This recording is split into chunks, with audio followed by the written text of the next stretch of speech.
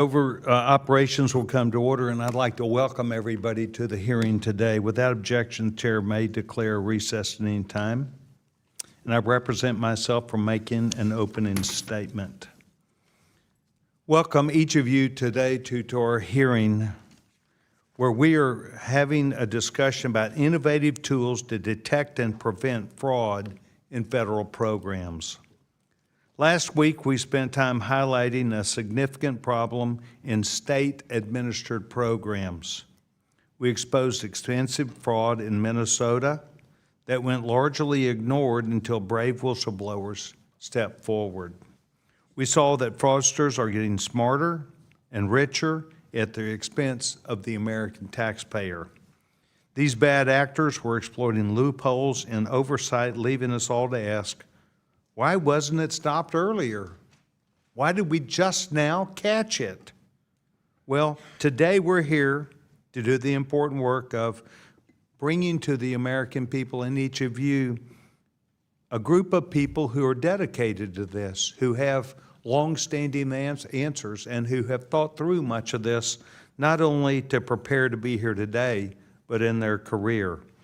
Finding a solution is a very important thing, and this is a persistent problem that not only must be addressed, but must be talked about openly, and as you see today with Mr. Nfume, and on a bipartisan basis. Last March, this subcommittee examined why fraud wasn't stopped earlier and learned that agencies are not incented to prevent fraud. They're incented to make quick payments and to try and figure things out later. As we have seen countless times, this approach needs to be looked at and changed. I think you'll hear some of that change today, and you certainly will hear the resolve of people who believe that this is something that is within our mandate, not just something that exists that's good to talk about. Fraud should be detected before it happens. That's not a new concept, but it's going to be widely discussed today. Government agencies must ensure that hard-earned taxpayer dollars are going to the right person for the right person from the very start.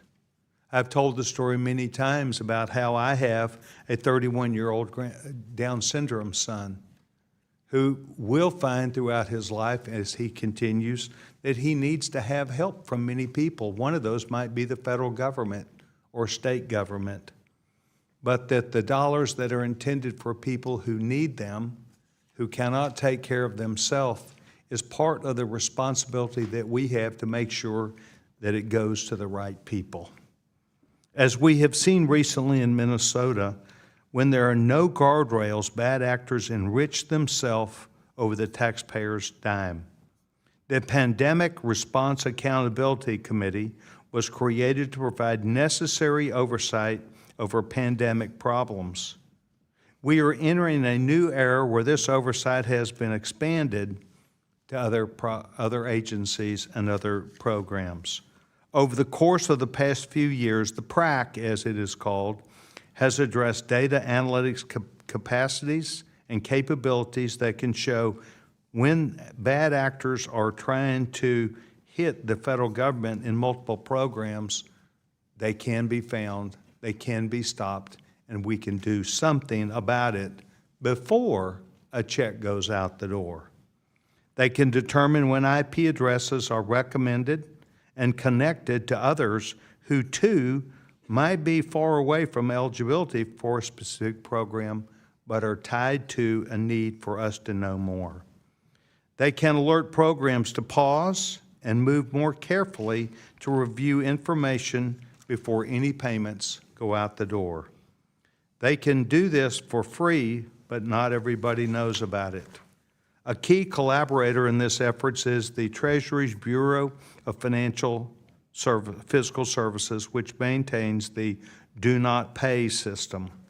The Treasury is the last barrier before payment is sent out, so they can initiate that pause before putting money into the wrong hands, but they're not always allowed to do so. Collaboration is key. However, there are some legislative challenges that, if solved, could strengthen these efforts to detect and prevent fraud. That is part of what we will also hear today. Currently, the PRAC is housed within the Council of Inspector General on Integrity and Efficiency, and its operations were extended in law until 2034.